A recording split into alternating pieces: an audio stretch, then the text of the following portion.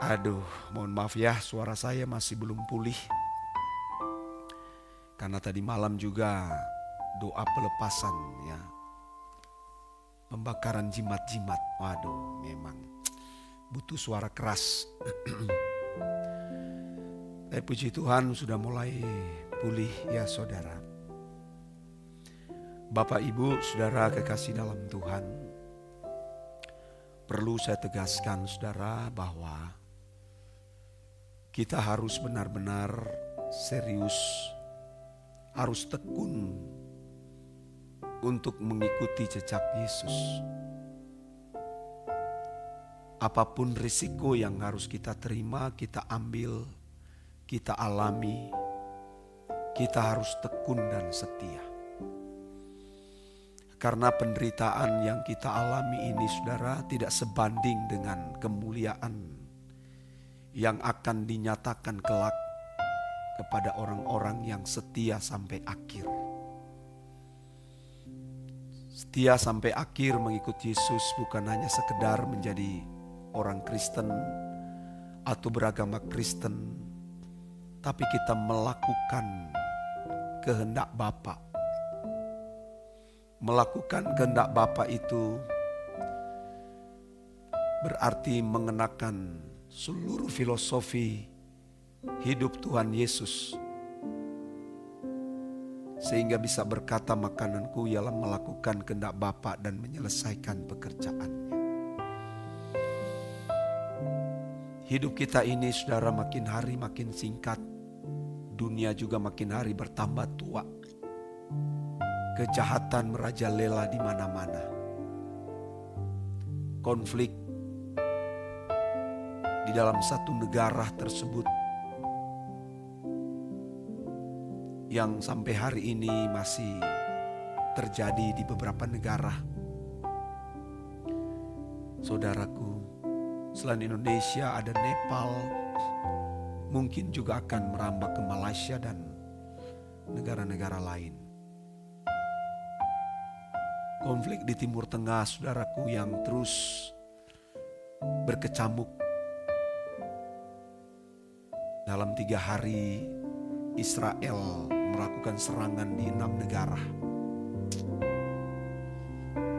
Ya, tentu saya tidak mengatakan bahwa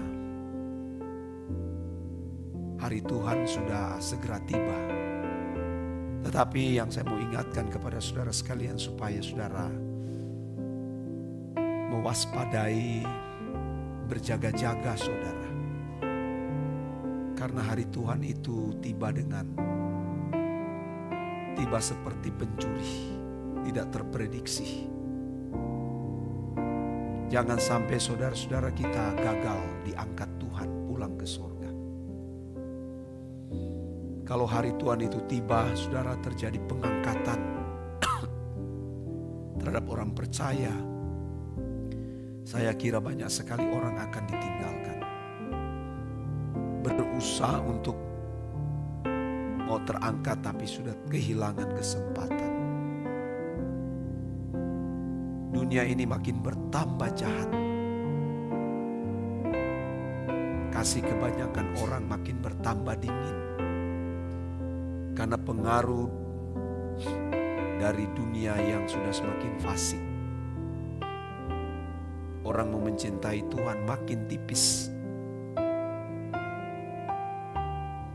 Kesucian juga makin tipis. Karena akan dimatangkan. Dosa akan dimatangkan. Akan bertambah-tambah. Tapi kesucian, kekudusan hidup orang percaya makin tipis. Ibarat mengelola emas dari bahan mentah.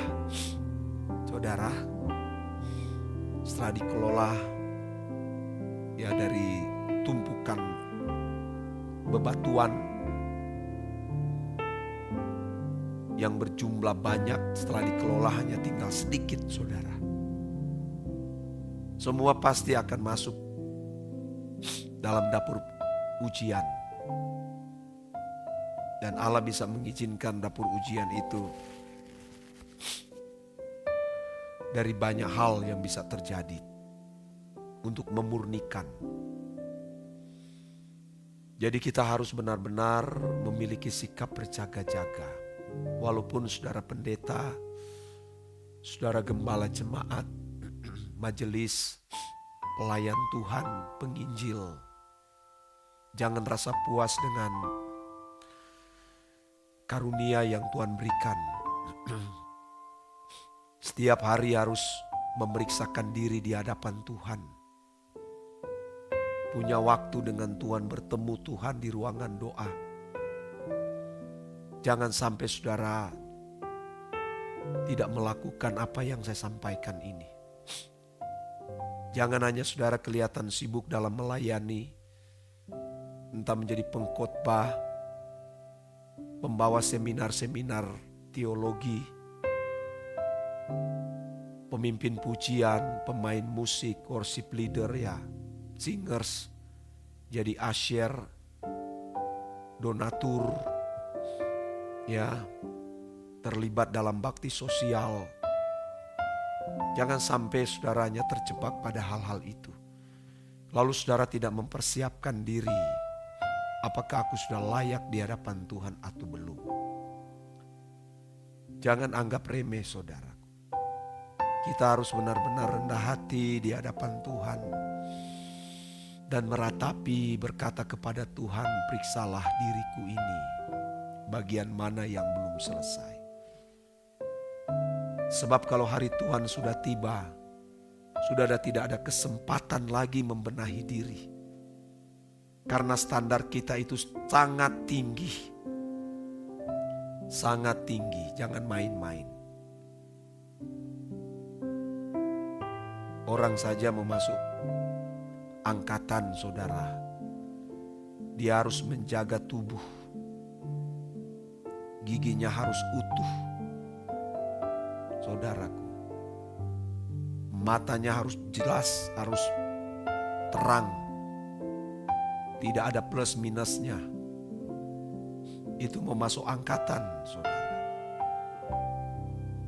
Tubuhnya harus mencapai standar. Tidak boleh di bawah. Jantungnya harus benar-benar normal. Semua diperiksa. Tidak boleh ada varises. Waduh, saudaraku. Apalagi saudara memasuk kerajaan Bapa. Itu standarnya tinggi, saudara.